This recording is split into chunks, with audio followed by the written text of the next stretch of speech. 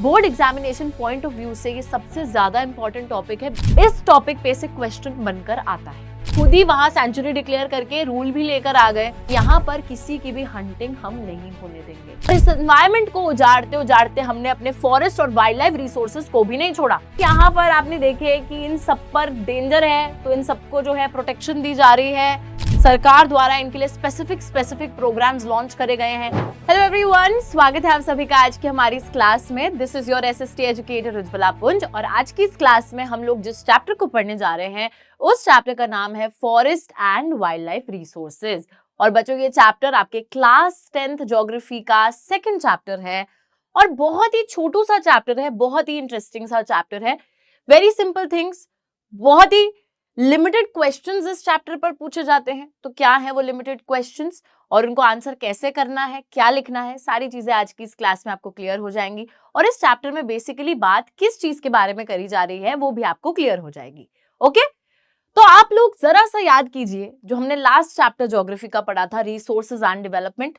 That chapter talked about resources. और resources के बारे में जब हमने पढ़ा था तो हमें ये पता चला था कि रिसोर्सेज हर वो चीज होती है जो कि हमारी इन्वायरमेंट में मौजूद होती है और हमारी नीड्स को सैटिस्फाई करती है, provided it is technologically accessible, economically feasible and culturally acceptable. ठीक है, तो ये सारा क्राइटेरिया अगर कोई भी चीज पूरा करती है तो वो होता है एक रिसोर्स, यानी कि एक संसाधन।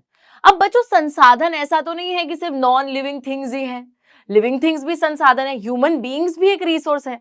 बट ह्यूमन बीइंग्स के अलावा जो हमारे एनिमल्स हैं, जीव जंतु हैं, हर प्रकार के बर्ड्स, इंसेक्ट्स, हर चीज, ठीक है, वो सारे भी एक रिसोर्स हैं। उसी के साथ हमारी जो फ्लोरा है, फ्लोरा की अगर मैं बात करूं, हमारी जो वेजिटेशन है, पेड़ पौधे हैं, वो भी तो एक रिसोर्स है। तो अगर लिविंग थिंग्स में हम लोग ह्यूमन बीइंग्स को जरा हटा दें और उसके अलावा बाकी लिविंग बीइंग्स को देखें, यानी कि हमारे forest and wildlife resources की अगर हम बात करें, तो उसी को हम डिटेल में इस चैप्टर में समझने वाले हैं। अब हमें ना लगता है कि सिर्फ इंसान की जान जो है वही जरूरी है, बट ऐसा नहीं है। हर एक जीव जंतु की जान बहुत ज्यादा इंपॉर्टेंट है, because they all maintain an ecological balance. हर चीज आपको चाहिए एक बैलेंस मेंटेन करने के लिए एनवायरनमेंट के अंदर, and that is why these beings are so important and such a crucial part of our existence. है ना, हम जो हवा से सांस ले रहे हैं, जो पानी पी रहे हैं, जिस एनवायरनमेंट में रह रहे हैं, वो इस वजह से हम कर पा रहे हैं because all of these other living beings are also present around us. अगर वो नहीं होंगे तो हमारा ये जो बैलेंस है ये बिगड़ जाएगा और हम भी ढंग से सर्वाइव नहीं कर पाएंगे। That is the reason they are very important. Okay, अब हो क्या रहा है कि हमारे जो forest and wildlife resources हैं, हमने इनको भी नष्ट करना चालू कर दिया, क्योंकि ह्यूमन बीइंग्स तो ह्यूमन बीइंग्स हैं, फितरत है हमारी, हम हर चीज को एक्सप्लॉइट कर देते हैं, चाहे वो कोई भी रिसोर्स हो। तो हमने बच्चों लिविंग थिंग्स भी, जो लिविंग रिसोर्सेज भी थे, उनको भी नहीं छोड़ा है, उन्हें भी हमने बहुत हद तक एक्सप्लॉइट कर दिया है। और अब जो है सवाल ये उठ जाता है कि इन्हें हमें प्रोटेक्ट कैसे करना है ना, क्योंकि अगर हम प्रोटेक्ट नहीं करेंगे तो हमारा पूरा बैलेंस बिगड़ जाएगा। तो बेसिकली ये चैप्टर आपको यही बताएगा कि फॉरेस्ट और वाइल्ड लाइफ रिसोर्सेज की इंपॉर्टेंस क्या है, उनके प्रोटेक्शन के लिए सरकार ने कौन कौन से मेजर्स लिए हैं, उनके कंजर्वेशन के लिए हमने एज अ कम्युनिटी क्या क्या कदम आगे उठाए हैं, और साथ ही में उन्हें हम मैनेज कैसे करते हैं। बेसिकली इन सभी चीजों की बात हम लोग इस चैप्टर में करने जा रहे हैं। तो लेट्स स्टार्ट द चैप्टर। बहुत सारी इंट्रोडक्शन मैंने आपको दे दी है, अपनी इंट्रोडक्शन भी दे दी है। अब फटाफट से चैप्टर को शुरू कर लेते हैं। और यहाँ पर बच्चों बात यही है कि आज हम पूरा चैप्टर कंप्लीट कर देंगे। It is a very small chapter, छोटू चैप्टर। तो let's start. Okay, so first of all यहाँ पर अगर हम बात करें हमारे इंडिया की स्पेसिफिकली, तो India is one of the world's richest countries in terms of its vast array of biological diversity. हमारा देश अमीर है इस सेंस में नहीं कि हमारे देश के पास बहुत पैसा है, पैसा तो किसी के पास भी हो सकता है, लेकिन हमारा देश अमीर है इस मामले में कि यहाँ पर जो बायोलॉजिकल डाइवर्सिटी है वो काफी ज्यादा है। अगर हम पेड़ पौधों की बात करें, अगर हम जीव जंतुओं की बात करें, so there are a lot of animals, birds, trees, plants, different species that exist in India, जिसकी वजह से इंडिया के अंदर ये जो बायोलॉजिकल डाइवर्सिटी है उसके टर्म्स में हम वर्ल्ड की one of the richest countries हैं। इन द सेंस बहुत डाइवर्सिटी हमारे देश में मौजूद है। These diverse flora fauna are so well integrated into our daily life that we often take these for granted. और हम लोग बच्चों कभी भी इनके बारे में ज्यादा सोचते नहीं हैं, हम इनको फॉर ग्रांटेड लेते हैं क्योंकि हमारी फितरत है ना, हमारी फितरत है कि जो चीज भगवान ने प्रोवाइड कर दी है, गुजारा चल रहा है तो हाँ ठीक है, हमें क्या ही मतलब है. So we often take this for granted and lately they are under great stress mainly due to the insensitivity towards our environment. तो क्योंकि हमने अपनी प्रकृति के टुवर्ड्स इतना ज्यादा शोषण कर दिया है, इतना ज्यादा उसको खराब कर दिया है, जैसे आपने रिसोर्सेज एंड डेवलपमेंट चैप्टर में भी पढ़ा था कि कहीं ना कहीं रिसोर्सेज को हम यूटिलाइज नहीं कर पा रहे, यूज नहीं कर पा रहे, बल्कि उसे हम ग्रीडी होकर उसका शोषण कर रहे हैं, इस्तेमाल नहीं कर रहे हैं, शोषण कर रहे हैं. तो लोगों का लालच पूरा करने के लिए रिसोर्सेज का एक्सप्लॉयटेशन हो रहा है. साथ ही में सोसाइटी हैव्स और हैव नॉट्स में डिवाइड हो गई है, कुछ के पास रिसोर्स है, कुछ के पास नहीं है. और उसी के साथ क्योंकि आपने एक्सेसिव एक्सप्लॉयटेशन कर दिया है, जिसकी वजह से बहुत सारी इन्वायरमेंटल प्रॉब्लम्स क्रिएट हो गई हैं, जैसे कि ग्लोबल इकोलॉजिकल क्राइसिस है ना. हमने क्या करा है, हमने जन्म दिया है एक ग्लोबल इकोलॉजिकल क्राइसिस को, जो कि हमने पढ़ा भी था. ग्लोबल इकोलॉजिकल क्राइसिस का बच्चों मतलब है त्राही त्राही हमने मचा दी है, because global warming, ozone layer depletion, land degradation, soil erosion, water pollution, air pollution, कहीं तो छोड़ दो, कहीं तो माफी दे दो हमको, नहीं, पर हमने पूरा एनवायरनमेंट उजाड़ दिया है अपने सिर्फ लालच को पूरा करने के लिए. और इस एनवायरनमेंट को उजाड़ते उजाड़ते हमने अपने फॉरेस्ट और वाइल्ड लाइफ रिसोर्सेज को भी नहीं छोड़ा.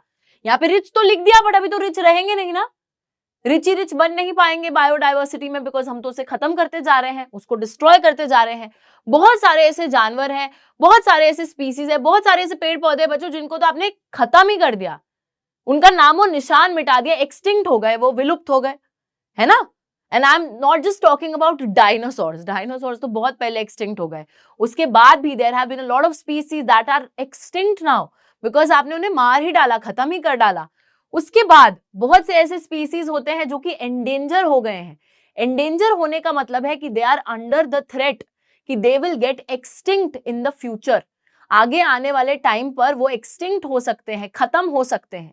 उसी के साथ बहुत से ऐसे भी हमारे रिसोर्सेज हैं जो कि वल्नरेबल है. वल्नरेबल का मतलब है कि वो कुछ समय के बाद एंडेंजर कैटेगरी में आ जाएंगे. तो इस तरीके से आपने इतना एक्सप्लॉइट कर दिया है कि अब जो रिसोर्सेज हैं वो या तो खत्म होने वाले हैं या थोड़े टाइम में खत्म हो जाएंगे. तो क्या करें हम लोग? तो obviously there is a need for conservation. किस चीज की जरूरत है? कंजर्वेशन की, उनको प्रिजर्व करने की जरूरत है, क्योंकि वही हमारे इकोलॉजिकल बैलेंस को मेंटेन करके रखते हैं. अब सवाल ये उठता है कि कंजर्वेशन की जरूरत भी हमें समझ में आ गई, बट क्या कोई ऐसे कदम उठाए गए हैं जिससे कि कंजर्वेशन की जा रही है? तो चलिए देखते हैं. तो यहां पर बच्चों इस चैप्टर के अंदर हमें बेसिकली यही पढ़ना है. सबसे पहले वी विल टॉक कि कौन कौन से स्टेप्स लिए गए हैं फॉरेस्ट और वाइल्ड लाइफ को कंजर्व करने के लिए. Then we will talk about a specific project जो कि टाइगर प्रोटेक्शन के लिए लिया गया है, which is project tiger.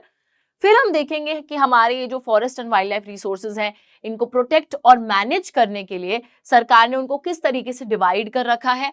We will look at that. And after that we will also talk about how the community as a whole, हमारा जो समाज है, समुदाय है, उसने क्या क्या कदम उठाए हैं इन फॉरेस्ट और वाइल्ड लाइफ रिसोर्सेज को बचाने के लिए. एंड लास्टली इस चैप्टर के अंदर हम लोग सीक्रेट ग्रोव्स की बात करेंगे, यानी कि ऐसे पेड़ पौधे, नेचुरल रिसोर्सेज जिनको लोग सेक्रेड मानते हैं, पूजनीय मानते हैं, और इस वजह से उन्हें कंजर्व करते हैं. ठीक है, तो लास्टली हम लोग सीक्रेट ग्रोव्स की भी बात करेंगे. ऑलराइट, तो ये स्पेसिफिकली हमें चैप्टर में पढ़ना है. Let's start the chapter with the very first topic which is the conservation of forest and wild life in India. So here question आता है कि what all steps has the government taken for the conservation of forest and wildlife resources in India, यानी कि कौन कौन से ऐसे कदम सरकार ने उठाए हैं जिससे कि उन्होंने फॉरेस्ट और वाइल्ड लाइफ को प्रोटेक्ट करा है भारत देश में. सबसे पहली चीज जो यहां पर की गई है वो है ये, बहुत ही ज्यादा इंपॉर्टेंट है, इस पर सेपरेट क्वेश्चन भी आ जाता है, which is the Indian wildlife protection act. तो ये जो Indian wildlife protection act है, इसको लागू करा गया था 1972 में for protecting the habitats and an all India list of protected species was also published. तो बच्चों यहाँ पे दो चीजें लिखी हैं कि ये जो एक्ट निकाली गई, Indian wildlife protection act, तो आपको समझ में आ रहा है कि इस एक्ट के थ्रू जो वाइल्ड लाइफ है, जो हमारे जीव जंतु हैं, उनको प्रोटेक्ट करने की कोशिश करी जा रही है. कैसे कोशिश करी जा रही है, उनके हैबिटेट को प्रोटेक्ट करके, कि जिस जगह में वो रहते हैं उसको प्रोटेक्ट करो सबसे पहले तो, उनका घर जो है। साथ ही में एक लिस्ट भी जारी करी गई, all India list protected species की, यानी कि जिन जिन स्पीसीज को प्रोटेक्शन दी गई थी उनकी लिस्ट भी जारी करी गई। द थ्रस्ट का मतलब होता है मेन मोटिव या मेन मुद्दा, या क्या अचीव करना चाहता था ये प्रोग्राम, वो यही था, was towards protecting the remaining population of certain endangered species। याद रखिएगा, जो स्पीसीज एंडेंजर्ड है, अब एंडेंजर्ड का मतलब जानते हो ना, एंडेंजर्ड, एंडेंजर्ड शब्द ही बना है, इन डेंजर, खतरे में है। किस चीज के खतरे में है? Under the risk of extinction, extinct होने के खतरे में है, ठीक है। तो एंडेंजर्ड स्पीसीज जो हैं, जिन पे खतरा मंडरा रहा है कि वो आगे चलकर एक्सटिंक्ट हो सकते हैं, बिल्कुल विलुप्त हो सकते हैं, उन स्पीसीज की जो बची कुची पॉपुलेशन है, जो रह गई है, उसको प्रोटेक्ट करना है। कैसे प्रोटेक्ट करना है? पहली बात तो उनके शिकार पर बैन लगाओ, जो लोग उनका शिकार करते हैं उस पर बैन लगाओ, क्योंकि अगर शिकार होगा तो फिर तो मारे ही जाएंगे वो, ठीक है। तो शिकार को रोको। दूसरी चीज, उनके हैबिटेट को लीगल प्रोटेक्शन दो, कानूनी तौर पे जो उनकी जगह है जहां पर वो स्पीसीज रहते हैं उस हैबिटेट को लीगल प्रोटेक्शन दी जाए। And restricting their trade in wildlife. साथ ही में बच्चों, बहुत बार ऐसे होता है कि जानवरों को इसलिए मारा जाता है कि उनका बाद में ट्रेड कर सके, उनको बेचकर पैसा कमा सके, या फिर कोई भी जैसे किसी जानवर का दांत बेचा जा रहा है, किसी की खाल बेची जा रही है, तो ये जो ट्रेड है उन जानवरों का जो वाइल्ड लाइफ में होता है, उसको भी यहाँ पे बैन करा जाए, रोका जाए। हंटिंग बैन करी जाए, उनका ट्रेड रिस्ट्रिक्ट करा जाए, उनके हैबिटेट को लीगल प्रोटेक्शन दिया जाए। तो इसके थ्रू जितने भी एंडेंजर्ड स्पीसीज है, जिनकी जान पर बन आई है, जो कि आगे चलकर एक्सटिंक्ट हो सकते हैं, उन सभी को बचाना है। किस एक्ट के through? Indian wildlife protection act के थ्रू। कब लागू हुई थी? 1972 में। याद रखिएगा, ठीक है। इस पे सेपरेट क्वेश्चन बनता है, बार बार बोल रही हूं, ओके। चलो, नेक्स्ट कदम जो कि यहाँ पे सरकार ने उठाया है वो क्या है? सेंट्रल गवर्नमेंट, केंद्रीय सरकार ने also announced several projects for protecting specific animals. तो कुछ स्पेसिफिक एनिमल्स जिन पे खतरा ज्यादा है, उनको प्रोटेक्ट करने के लिए स्पेसिफिक प्रोग्राम्स भी हमारी सरकार ने निकाले। Under the wild life act of 1980 and 1986, several hundred butterflies, moths, beetles, one dragonfly have also been added to the list of the protected species। अब बच्चों, ये जो वाइल्ड लाइफ एक्ट आई थी 1980 की भी और 1986 की, यहाँ पे अब ऐसा नहीं है कि वही बड़े बड़े जानवर है उन्हीं को ही प्रोटेक्शन दी जा रही है। तो हमारी बहुत सारी बटरफ्लाइज, बीटल्स, मॉथ्स, जो आपकी छोटी छोटी ये इंसेक्ट्स हैं, इनको भी प्रोटेक्शन दी जा रही है। एक ड्रैगन फ्लाई को भी प्रोटेक्टेड स्पीसीज की लिस्ट में ऐड कर लिया जाता है। अलॉन्ग विद दैट हम लोग देखते हैं 1991 में for the very first time plants को भी इस लिस्ट में ऐड करा जाता है, 6 स्पीसीज के साथ में, 6 अलग स्पीसीज को ऐड करा गया। And for the first time उससे की प्लांट्स को भी ऐड करा गया। तो ऐसा नहीं है कि सिर्फ जानवर ही विलुप्त होने के खतरे में है, बहुत से हमारे प्लांट्स हैं जो कि विलुप्त होने के खतरे में है। हर किसी की प्रोटेक्शन बहुत ज्यादा इंपॉर्टेंट है। और लास्टली, यहाँ पर central government has announced several projects for protecting specific animals. भाई, स्पेसिफिक एनिमल्स के लिए जो प्रोजेक्ट्स निकाले उनकी भी देखते हैं। तो ऑब्वियसली बच्चों, ये इन्हीं स्पेसिफिक एनिमल्स के लिए क्यों है? ऐसा नहीं है कि सरकार कह रही हो मुझे तो टाइगर से बहुत प्यार है इसलिए शेर को मैं प्रोटेक्ट करूंगा। शेर तो वैसे लायन होता है, टाइगर बाघ होता है। तो ऐसा कुछ भी नहीं है कि गवर्नमेंट ये बोल रही है कि मेरे को स्पेसिफिक जानवर से बहुत प्यार है इसलिए मैं इसको प्रोटेक्शन दे रही हूँ। प्यार सभी से है, लेकिन कुछ स्पेसिफिक एनिमल्स को प्रोटेक्शन इस वजह से दी जा रही है बिकॉज उन पे खतरा ज्यादा है। दे आर ग्रेवली थ्रेटेंड, बहुत ज्यादा थ्रेटेंड है वो, ठीक है। इंक्लूडिंग टाइगर के लिए अलग से program, one horn rhinoceros, Kashmir stag जिसको हंगुल बोलते हैं, 3 टाइप के crocodiles, fresh water, salt water, घड़ियाल, उसके बाद हमारा एशियाटिक लायन है। तो ये कुछ स्पेसिफिक एनिमल्स है जिनको प्रोटेक्शन दी गई। मोस्ट रिसेंटली हमारा इंडियन एलिफेंट, ब्लैक बक को आई थिंक आप बहुत अच्छे से जानते हो सल्लू भाई की वजह से। Black buck, great Indian bustard जिसको गोदावन बोलते हैं, स्नो लेपर्ड एक्सेट्रा, इनको भी फुल या पार्शियल लीगल प्रोटेक्शन दी गई है against their hunting and trade. तो किसी किसी को पूरी तरीके से प्रोटेक्शन, किसी किसी को पार्शियल तरीके से प्रोटेक्शन दी गई है। उनकी हंटिंग पे बैन लगाया गया है, उनके एक तरीके से जो ट्रेड है उस पर बैन लगाया गया है throughout India, because they are gravely under danger या फिर थ्रेटेंड। ओके, तो यहाँ पे देखिए जानवर आपको दिखेंगे कुछ कुछ, मैं पिक्चर्स लेकर आई हूँ बच्चों ताकि आप देख सको। ये इंडियन बस्टर्ड है, ये वन हॉर्न राइनोसरस है, ये हमारा कश्मीर स्टैग है। आप लोग मेरे को कमेंट्स में बताएंगे, अभी अभी मैंने आपको बताया था कश्मीर स्टैग का एक और नाम, ठीक है, तो मेरे को कमेंट्स में बताइएगा कि वो एक और नाम कौन सा था। ब्लैक बक है, इसका भी एक और नाम है, वो भी बताओ, ठीक है। स्नो लेपर्ड है यहाँ पे, वाओ अमेजिंग, बहुत ही प्यारा लग रहा है ना ऐसे बर्फ में। चलिए, तो बच्चों ये यहाँ पर आपने देखे कि इन सब पर डेंजर है, तो इन सबको जो है प्रोटेक्शन दी जा रही है सरकार द्वारा, इनके लिए स्पेसिफिक प्रोग्राम्स लॉन्च करे गए हैं।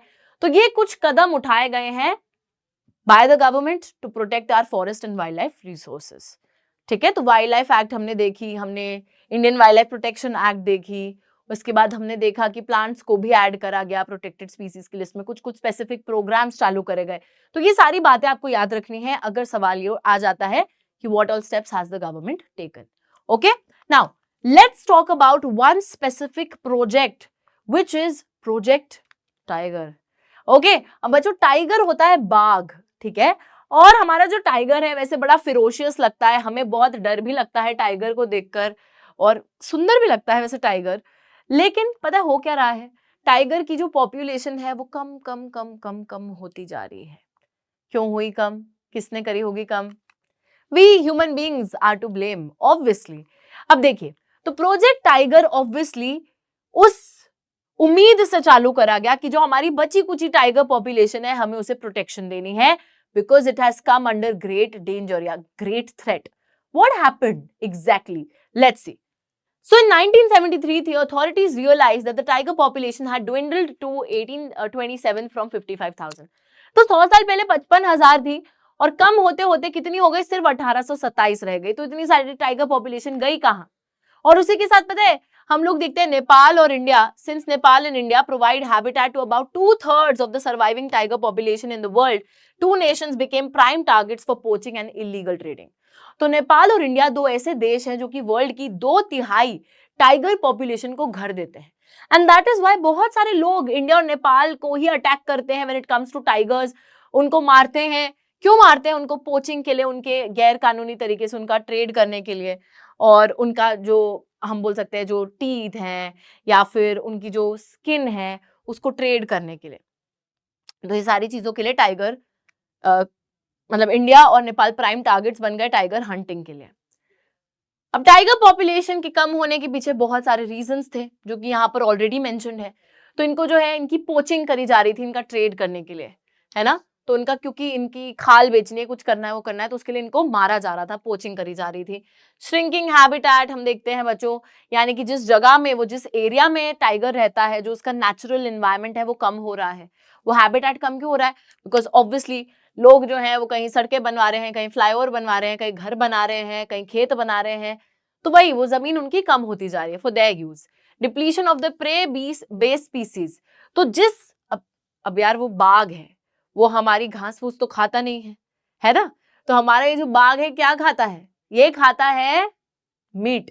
और बच्चों जिस जानवर को का ये शिकार करते हैं उस जानवर की पॉपुलेशन भी गिर रही है, तो इनका खाना भी कम हो रहा है। भाई खाएंगे नहीं तो तंदुरुस्त कैसे रहेंगे? तो प्रे बेस्ड स्पीसीज भी कम हो रहे हैं, जिसकी वजह से हमारे टाइगर ऐसे बेचारे पतले होते जा रहे हैं, डाइटिंग पे चले गए हैं। ग्रोइंग ह्यूमन पॉपुलेशन बढ़ रही है, जिसकी वजह से वही बात है कि वो लोग वो जो टाइगर का हैबिटेट है नेचुरल उसको कम करते चले जा रहे हैं, वहां पर किसी और चीज रोड बना रहे हैं, कुछ भी कर रहे हैं, वो सारी चीज है। Trade off tiger skins, use of their bones in traditional medicine. तो टाइगर की जो खाल है, टाइगर की जो हड्डियां हैं, इनका इस्तेमाल ट्रेडिशनल मेडिसिन के लिए किया जाता है, इस वजह से उनको मारा भी जाता है। एंड इन सभी रीजंस की वजह से हम देखते हैं कि टाइगर्स की जो पॉपुलेशन है वो इतनी घट गई, और इंडिया तो प्राइम टारगेट था ही। That is the reason Project Tiger को अनाउंस करा गया। It was specifically for the protection of the tiger species, one of the well publicized wildlife campaigns in the world, and it was launched in 1973।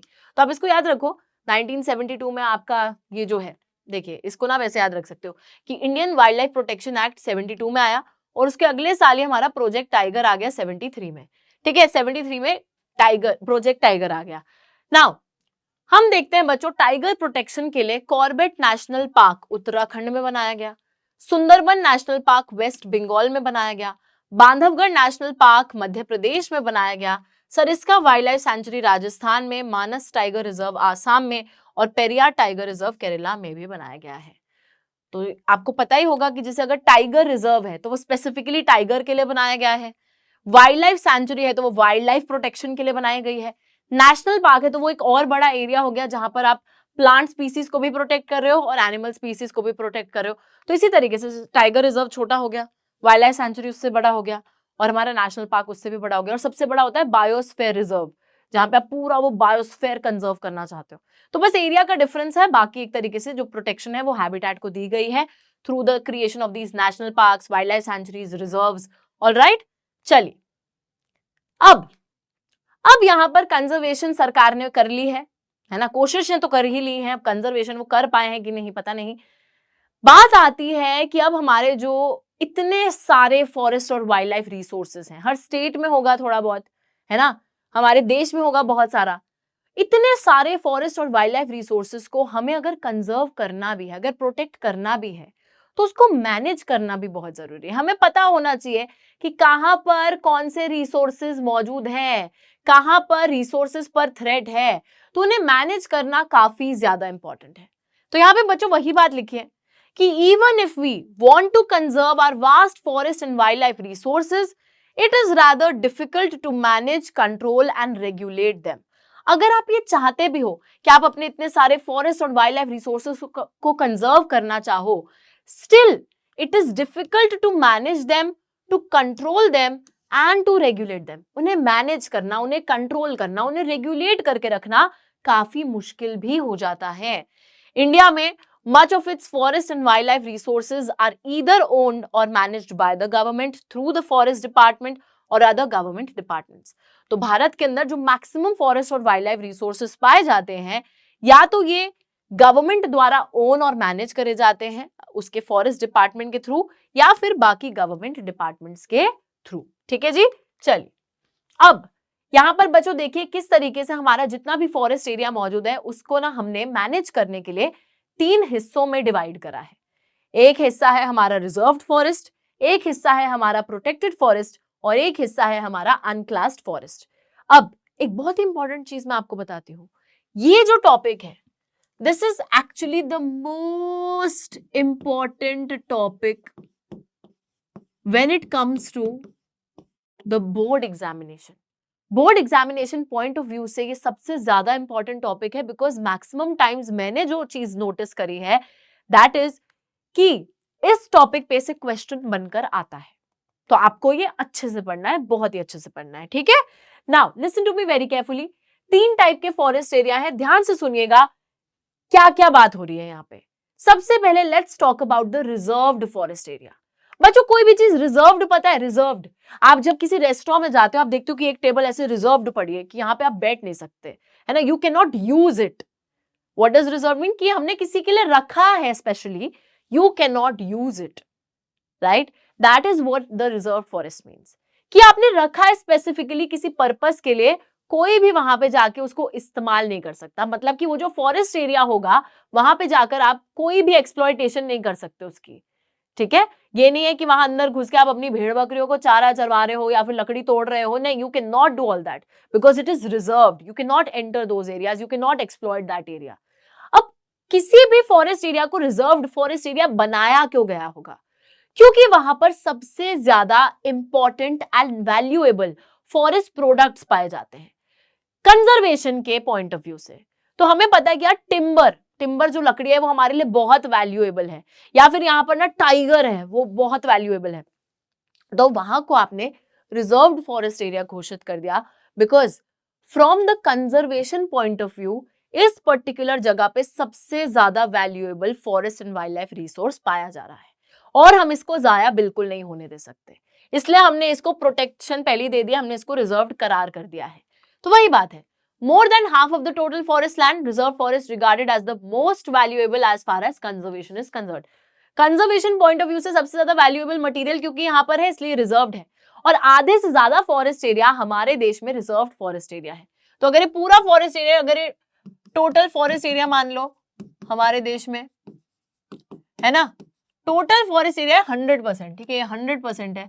अब इस 100% में से मैं बोल रही हूँ 50% ही मान लेते हैं, उससे भी ज्यादा है वैसे तो, 50% है हमारा रिजर्व फॉरेस्ट एरिया, ठीक है। उसके बाद प्रोटेक्टेड फॉरेस्ट, प्रोटेक्टेड फॉरेस्ट की बच्चों बात करते हैं। प्रोटेक्टेड फॉरेस्ट क्या है? अब ऑलमोस्ट 1/3, 1/3 कितना हो गया? 33%, 33% आपका हो गया इस तरीके से,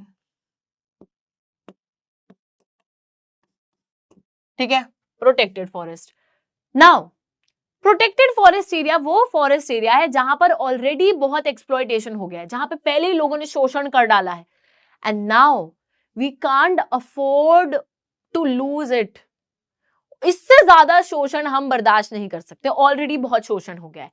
तो जिस फॉरेस्ट एरिया में ऑलरेडी बहुत एक्सप्लॉयटेशन हो गया है, उसे फर्दर एक्सप्लॉयटेशन से बचाना है, तो उसको हमने प्रोटेक्टेड फॉरेस्ट एरिया का करार दे दिया है, लेबल दे दिया है, ठीक है। तो 1/3 forest area protected forest declare करता है फॉरेस्ट डिपार्टमेंट, जो कि हमारी सरकार का है। This forest land is protected from any further depletion. तो कोई भी आगे इसको और नुकसान ना पहुंचा सके, इसलिए इसको प्रोटेक्टेड फॉरेस्ट बोला जाता है, ठीक है जी।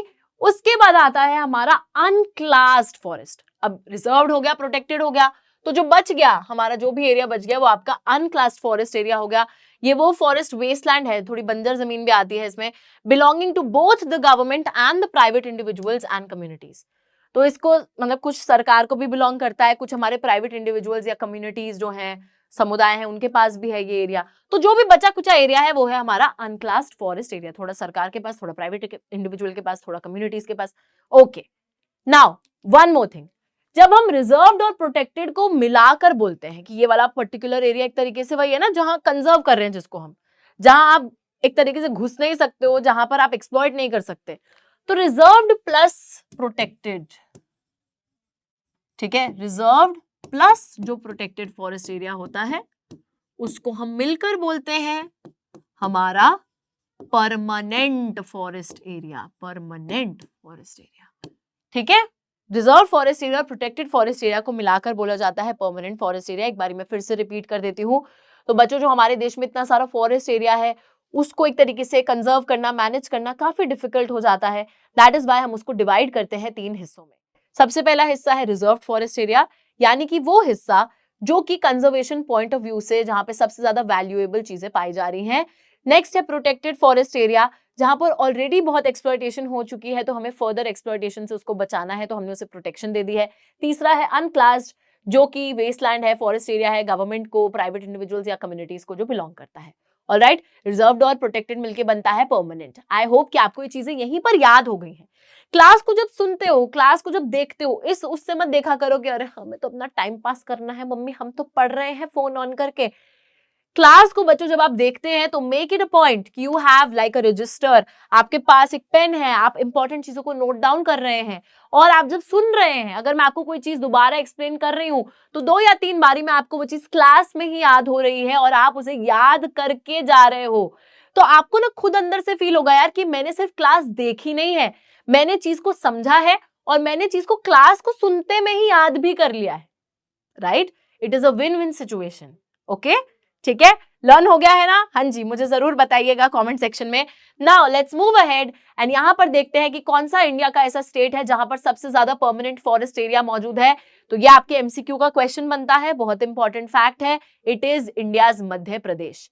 तो बच्चों, हमारे देश में जो मध्य प्रदेश बिल्कुल मध्य में आता है, बिल्कुल मिडल में आता है, मध्य प्रदेश के अंदर जो पूरा फॉरेस्ट एरिया है उसमें से 75% of the forest area belongs to the permanent forest area. और इतना ज्यादा परमानेंट फॉरेस्ट एरिया किसी दूसरे इंडिया के स्टेट में एग्जिस्ट नहीं करता है। दैट मीन्स एमपी के अंदर बहुत सारा ऐसा फॉरेस्ट एरिया है जिसको हमने प्रोटेक्शन दे रखी है, जहां पे लोग घुस नहीं सकते, एक्सप्लॉइट नहीं कर सकते। ओके जी, बढ़िया है, चंगा। चलो लेट्स मूव अहेड और यहां पर देखते हैं कि और कौन से स्टेट्स में कौन सा फॉरेस्ट एरिया मौजूद है। तो जेएनके, आंध्र प्रदेश, उत्तराखंड, केरला, तमिलनाडु, वेस्ट बंगाल, महाराष्ट्र, यहां पर बहुत सारा फॉरेस्ट एरिया का बहुत सारा परसेंटेज रिजर्व्ड फॉरेस्ट एरिया है। अब ऐसा क्यों होगा? क्योंकि इन सभी स्टेट्स में जो फॉरेस्ट रिसोर्सेज हैं वो काफी वैल्यूएबल हैं। काफी वैल्यूएबल है, हम उन्हें जाया नहीं होने दे सकते। दैट इज वाई इन सभी स्टेट्स के अंदर जो फॉरेस्ट एरिया है उसका बहुत बड़ा हिस्सा रिजर्व फॉरेस्ट को बिलोंग करता है। वहीं पर बिहार, हरियाणा, पंजाब, हिमाचल, ओडिशा, राजस्थान, यहाँ पे बहुत सारा फॉरेस्ट एरिया प्रोटेक्टेड फॉरेस्ट के तहत आता है।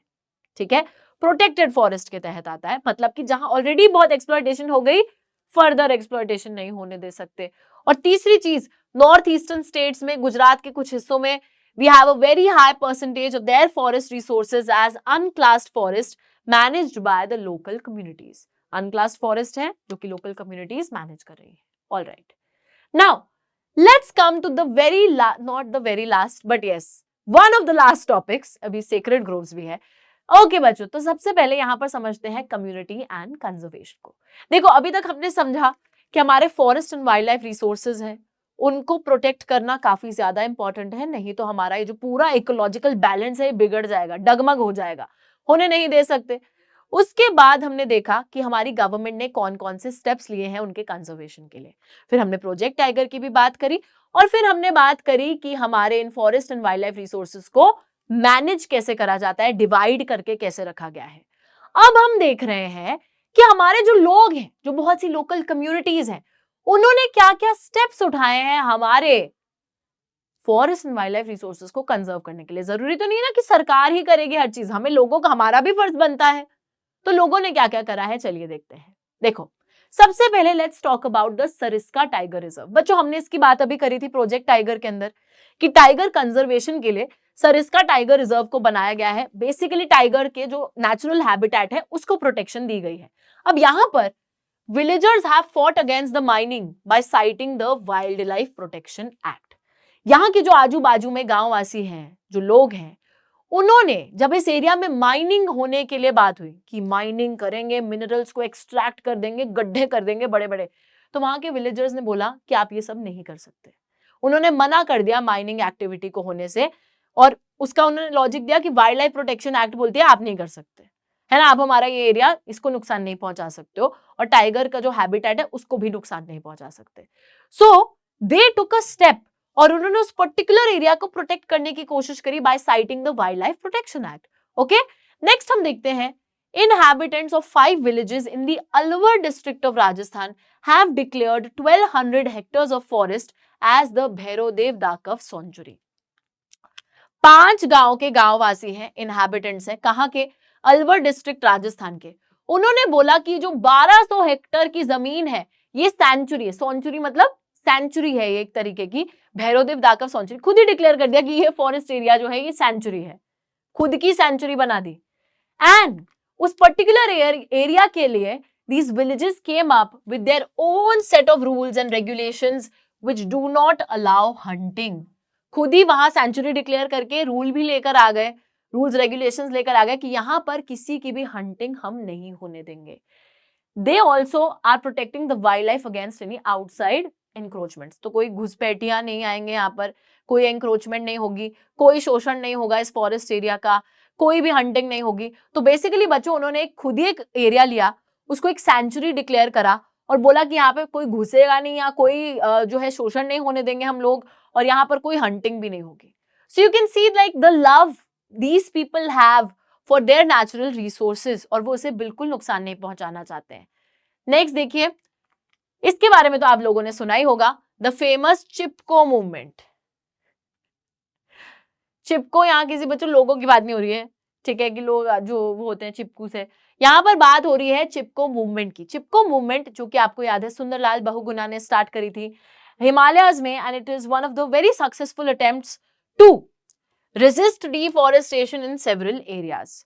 तो हम लोग देखते हैं कि जब वहां पर पेड़ काटने के लिए आते हैं, है ना, पेड़ काटने के लिए आते हैं, कॉन्ट्रैक्टर्स वगैरह भेजते हैं, और पेड़ कटने से बचाने के लिए वहां के जितने विलेजर्स हैं बच्चों, वो जाकर पेड़ों से चिपक जाते हैं कि अब काटो पेड़ को, अब तो हम चिपक गए, अब तो तुम्हें हमें भी काटना पड़ेगा। तो ऑब्वियसली वो पेड़ों को कटने नहीं देते, क्योंकि खुद ही वो जाकर पेड़ से चिपक जाते हैं कि हम यहाँ पे पेड़ काटने नहीं देंगे आपको। तो एक तरीके से इन्होंने डिफॉरेस्टेशन को भी रोका था, प्लस बच्चों इन लोगों ने आगे चलकर एफॉरेस्टेशन भी करा, यानी कि पेड़ों को लगाया इकोलॉजिकल बैलेंस मेंटेन करने के लिए, एनवायरमेंट को प्रोटेक्ट करने के लिए। This was a very nice thing कि चिपक ही जाओ पेड़ से, नहीं काटने देंगे, देखो क्या करते हो तुम। चलो आगे देखो बच्चों, यहाँ पर एक और चीज देखते हैं, fourth point. Farmer citizens groups like the Beej Bachao Andolan in Tehri and Navdanya have shown that adequate levels of diversified crop production without the use of synthetic chemicals are possible and economically viable. तो हमारे बहुत से farmers हैं, किसान हैं, citizens के groups हैं, जैसे कि बीज बचाओ आंदोलन तेहरी में और नवदन्या, इन सब ने हमें ये दिखाया है कि diversified crop production is possible. मतलब अलग अलग टाइप के क्रॉप्स जो है आप उगा सकते हो, फसलें उगा सकते हो बिना सिंथेटिक केमिकल्स का इस्तेमाल करें, ऑर्गेनिकली। ठीक है, तो इससे एक तरीके से वो एनवायरमेंटली वायबल भी है, इकोनॉमिकली वायबल है, एनवायरमेंटली वायबल है, बिना नुकसान पहुंचाए एनवायरमेंट को आप जो है खेती कर रहे हो, क्रॉप्स को उगा रहे हो अलग अलग। उसके बाद इंडिया में जो JFM है, दिस इज वेरी इंपॉर्टेंट। अब JFM का पॉइंट मैं इंपॉर्टेंट इसलिए बोल रही हूँ क्योंकि इसमें एक सेपरेट क्वेश्चन भी बन सकता है। JFM पे एक शॉर्ट नोट लिखना आ सकता है। ठीक है, क्या आ सकता है question? Right a short note on the joint forest management. अब यार नाम से पता चल रहा है जॉइंट फॉरेस्ट। जॉइंट फॉरेस्ट मतलब लोग मिलकर फॉरेस्ट मैनेजमेंट कर रहे हैं। कौन से लोग? सरकार और हमारी कम्युनिटीज। तो ये एक ऐसी पहल है जहां पर सरकार भी आ गई है, लोगों के साथ मिल गई है और साथ में मिलकर ये लोग फॉरेस्ट को मैनेज करने की कोशिश कर रहे हैं। तो इंडिया में JFM program is a very good example for involving local communities in the management and restoration of the degraded forest. तो जो फॉरेस्ट एरिया ऑलरेडी खराब हो गया है उसको वापस रिस्टोर करने में, थोड़ा रेन्यू करने में, मैनेज करने के लिए लोकल कम्युनिटीज का सहारा लिया गया है सरकार द्वारा। तो आप देखिए ये प्रोग्राम फॉर्मल एग्जिस्टेंस में है 1988 से। सबसे पहले चालू हुआ था ओडिशा में, जहां पर first resolution for JFM was passed. JFM depends on the formation of local village institutions that undertake protection activities mostly on degraded forest land managed by the forest department। तो बच्चों ये जमीन है, ठीक है, ये जमीन फॉरेस्ट डिपार्टमेंट मैनेज करता है। फॉरेस्ट डिपार्टमेंट ये जमीन उसको पता है कि ये ना एक डिग्रेडेड खराब हो चुका है ये फॉरेस्ट लैंड, अब इसको हमें फिर से थोड़ा ठीक करना है, फिर से इसको रेन्यू करना है, या फिर से पेड़ पौधे उगाने की जरूरत है, इसको रिप्लेनिश करने की जरूरत है। तो फॉरेस्ट डिपार्टमेंट यहाँ पर सहारा लेता है हमारी लोकल कम्युनिटीज का। तो इसके लिए ना लोकल विलेज इंस्टीट्यूशंस बनते हैं, विलेजेस जो है वहां के लोगों को पकड़ा जाता है, वो अपने छोटे छोटे इंस्टीट्यूशंस बनाते हैं और उन्हीं की मदद ली जाती है इस डिग्रेडेड फॉरेस्ट लैंड को रिस्टोर करने के लिए। फॉरेस्ट डिपार्टमेंट लोगों के साथ मिलकर काम कर रहा है। इन रिटर्न अब ये जो लोग हैं ये काम कर रहे हैं इस फॉरेस्ट लैंड को फिर से रेन्यू करने में, रिस्टोर करने में आपकी मदद कर रहे हैं, तो इनको बदले में कुछ तो मिलेगा। क्या मिलेगा इनको? So in return, the members of these communities are entitled to intermediary benefits like non-timber forest produce and share in the timber harvested by successful protection। तो इनको बहुत सारी चीजें मिलेंगी as a result. Non timber produce जो होगा, मतलब timber के अलावा जो बहुत सारी फॉरेस्ट प्रोडक्ट्स होंगे उसमें भी शेयर मिलेगा। साथ ही में अगर ये सक्सेसफुल प्रोटेक्शन करेंगे टिम्बर का, टिम्बर लकड़ी भी अगर ये उगवा के देंगे, वहां पर पेड़ उगवा के देंगे, तो उस टिम्बर में से भी इनको थोड़ा सा शेयर मिलेगा। ठीक है, so these are the benefits that they are getting if they are being involved in this thing. अगर वो रिस्टोर करने में मदद करे तो ऑब्वियसली उन्हें कुछ तो आपको इंसेंटिव देना पड़ेगा, तो वो उनको बेनिफिट मिल भी रहा है। ठीक है, तो दिस इज JFM। आपको JFM के अंदर ये चीजें लिखनी पड़ेंगी। अब जरा लास्ट चीज पर आते हैं, विच इज सेक्रेड ग्रोव्स, जिनकी लोग पूजा करते हैं। तो a wealth of diverse and rare species. बच्चों भारत के अंदर नेचर वर्शिप तो काफी ज्यादा कॉमन है। हम प्रकृति की अलग अलग चीजों की पूजा करते हैं, भगवान के अलग अलग क्रिएशंस की पूजा करते हैं। जैसे नदियां हैं, गंगा माता हम बोलते हैं, हम नदी की पूजा करते हैं, है ना, यमुना गंगा पूजा करते हैं। कुछ लोग पीपल बैनियन के ट्रीज की पूजा करते हैं। कुछ लोग जो हैं यहाँ पर हम देखेंगे अभी महुआ की वर्शिप करते हैं, टैमरिंड जो इमली का पेड़ है, मैंगो का ट्री है, इनकी वर्शिप करते हैं। तो यहाँ पे वही बात हो रही है कि नेचर वर्शिप, नेशन वर्शिप तो है ही, नेचर वर्शिप, प्रकृति पूजन जो है, it is a very age old tribal belief based on the premise that all creations of nature have to be protected. तो बहुत पुराना ट्राइबल बिलीफ है, ट्राइबल लोग सबसे ज्यादा विश्वास रखते हैं नेचर प्रोटेक्शन में, और वो यही मानते हैं कि जो भी भगवान की क्रिएशंस हैं, जो भी प्राकृतिक चीजें हैं, उन्हें प्रोटेक्ट करना, कंजर्व करना काफी ज्यादा इंपॉर्टेंट है। सच बिलीव्स, ऐसे विश्वास से ही हमारे बहुत से वर्जिन फॉरेस्ट जो हैं बच्चों, वर्जिन फॉरेस्ट यानी कि अनटच्ड जो फॉरेस्ट लैंड है, अभी जहां शोषण हुआ नहीं है, तो बहुत से वर्जिन फॉरेस्ट जो कि अपने प्रिस्टीन यानी कि प्योरेस्ट फॉर्म में है, जिनको सेक्रेड ग्रोव हम बुलाते हैं, कि भगवान के फॉरेस्ट है वो, क्योंकि वो अनटच्ड है और वहां लोगों ने कोई शोषण नहीं करा है, तो गॉड्स एंड गॉडेसेस के फॉरेस्ट कहलाते हैं, सेक्रेड ग्रोव्स। और बहुत से इन सेक्रेड ग्रोव्स को प्रोटेक्शन इस वजह से मिले क्योंकि लोग विश्वास रखते हैं कि हाँ ये भगवान की देन है, हमें इसका शोषण नहीं करना है। These patches of forest or parts of large forests have been left untouched by the local people and any interference with them is banned. ना तो लोकल लोग उनको कोई नुकसान पहुंचाते हैं और ना ही बाहर से कोई इंटरफेरेंस वहां अलाउ करी जाती है। नहीं, कोई नहीं आएगा, कोई छेड़खानी नहीं करेगा। Certain societies revere a particular tree which they have preserved from time immemorial.